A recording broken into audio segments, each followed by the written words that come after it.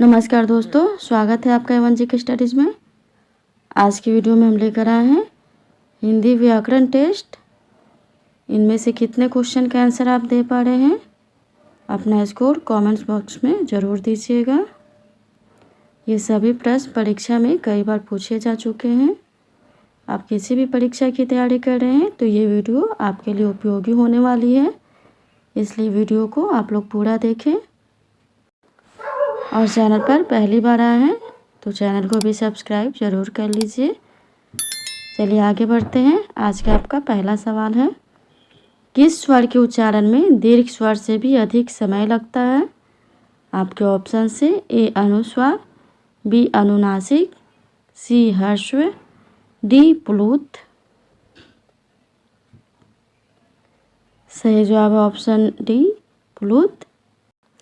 प्लुत स्वर के उच्चारण में दीर्घ स्वर से भी अधिक समय लगता है। अगला सवाल, निम्नलिखित व्यंजनों में से कौन से व्यंजन का उच्चारण तालु से होता है? आपके ऑप्शन से ए क, बी ढ, सी छ, डी म। कौन से व्यंजन का उच्चारण तालु से होता है?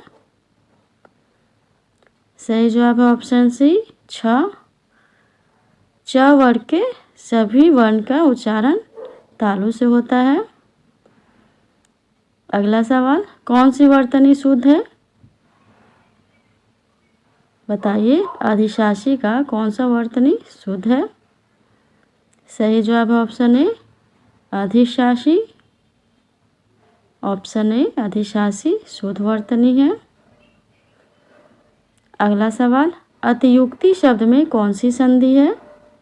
अतियुक्ति शब्द में कौन सी संधि है? आपके ऑप्शन से ए दीर्घ, बी गुण, सी यण, डी आयादी। सही जवाब है ऑप्शन सी यण। अतियुक्ति शब्द में यण संधि है। आप अपना स्कोर कमेंट बॉक्स में ज़रूर बताइएगा।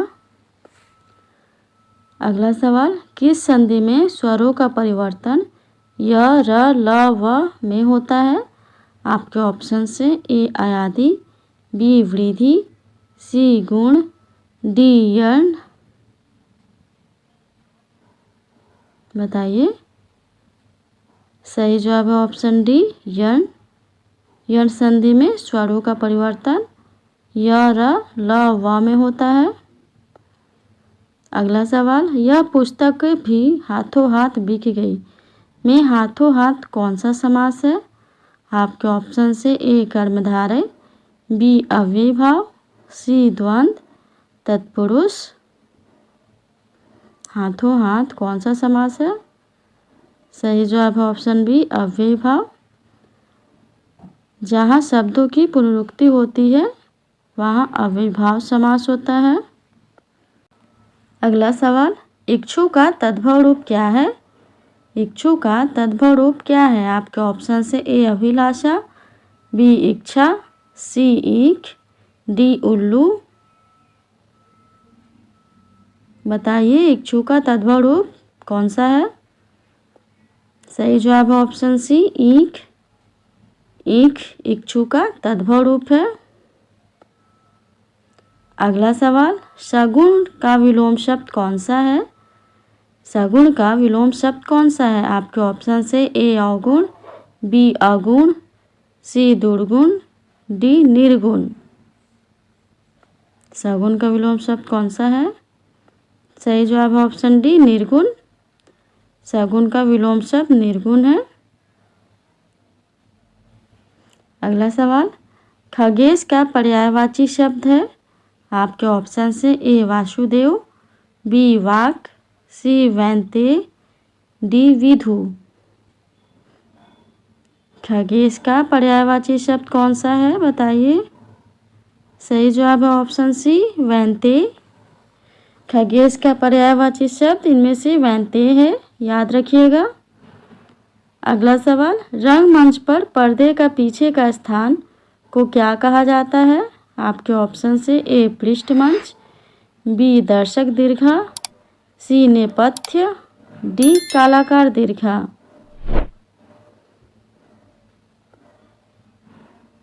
सही जवाब है ऑप्शन सी नेपथ्य। रंगमंच पर पर्दे का पीछे के स्थान को नेपथ्य कहा जाता है। ये सभी प्रश्न परीक्षा के दृष्टिकोण से बहुत ही महत्वपूर्ण हैं। ये प्रश्न परीक्षा में कई बार पूछे भी जा चुके हैं, इसलिए वीडियो को आप लोग पूरा देखिएगा और अपना स्कोर कमेंट बॉक्स में ज़रूर बताइएगा। अगला सवाल, पन्नग का समानार्थी शब्द कौन सा है?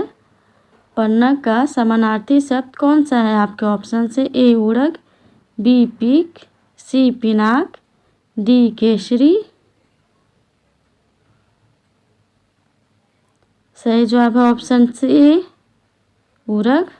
पन्नग का समानार्थी शब्द ऑप्शन ए उड़ग है। पन्नग का अर्थ सांप होता है और उड़ग का अर्थ छाती के बल चलने वाला यानी सांप ही होता है। पीक का अर्थ कोयल, पिनाक का अर्थ शिव का धनुष और केसरी का अर्थ सिंह होता है। अगला सवाल, मुंह धो आना मुहावरे का सही अर्थ क्या है? आपके ऑप्शन से ए धोखा खाना, बी सफाई पसंद होना, सी नींद से जागना या डी आशा न रखना। मुंह धोआना मुहावरे का अर्थ क्या है? सही जवाब है ऑप्शन डी आशा न रखना। मुंह धोना मुहावरे का सही अर्थ है आशा न रखना। अगला सवाल, बुढ़ापा एक प्रकार का अभिशाप है। रेखांकित शब्द में कौन सी संज्ञा है? आपके ऑप्शन से ए जातिवाचक, बी भाववाचक, सी व्यक्तिवाचक, डी समूहवाचक। बुढ़ापा शब्द में कौन सी संज्ञा है? सही जवाब है ऑप्शन बी भाववाचक संज्ञा। बुढ़ापा शब्द में भाववाचक संज्ञा है। अगला सवाल, जेते तुम ताड़े तेते नम्मे न ताड़े, इस काव्य पंक्ति में कौन सा अलंकार है? आपके ऑप्शन से ए उपमा, बी रूपक, सी यमक, डी श्लेष। बताइए पंक्ति में कौन सा अलंकार है? सही जवाब है ऑप्शन सी यमक। यमक अलंकार में एक ही शब्द की आवृत्ति कई बार होती है, लेकिन हर बार इसका अर्थ अलग अलग होता है। अगला सवाल, छंद शास्त्र में दशाक्षर किसे कहते हैं? आपके ऑप्शन से ए 10 वर्णों के समूह को, बी ल और ग वर्णों को, सी 8 वर्णों के समूह को या डी इनमें से कोई नहीं। छंद शास्त्र में दशाक्षर किसे कहते हैं? सही जवाब है ऑप्शन बी ल और ग वर्णों को। छंद शास्त्र में दशाक्षर ल और ग वर्णों को कहा जाता है। अगला सवाल, आँखिया हरि दर्शन की भूखी, कैसे रहे रूप रस राची, ए बतिया सुनी रूखी। उपयुक्त पंक्तियों में कौन सा रस है? आपके ऑप्शन से ए वीर रस, बी वियोग रस श्रृंगार रस, सी शांत रस, डी संयोग श्रृंगार रस। सही जवाब है ऑप्शन बी वियोग श्रृंगार रस। प्रस्तुत पंक्ति में वियोग श्रृंगार रस है। अगला सवाल, सही वाक्य का चयन कीजिए। आपके ऑप्शन से ए जीवन और साहित्य का अगाध संबंध है, बी जीवन और साहित्य का घनिष्ठ संबंध है, सी जीवन और साहित्य का निकट संबंध है, डी जीवन और साहित्य का घोर संबंध है। बताइए सही वाक्य कौन सा है?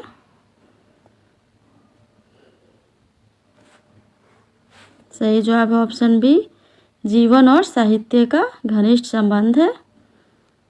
सही वाक्य है ऑप्शन बी।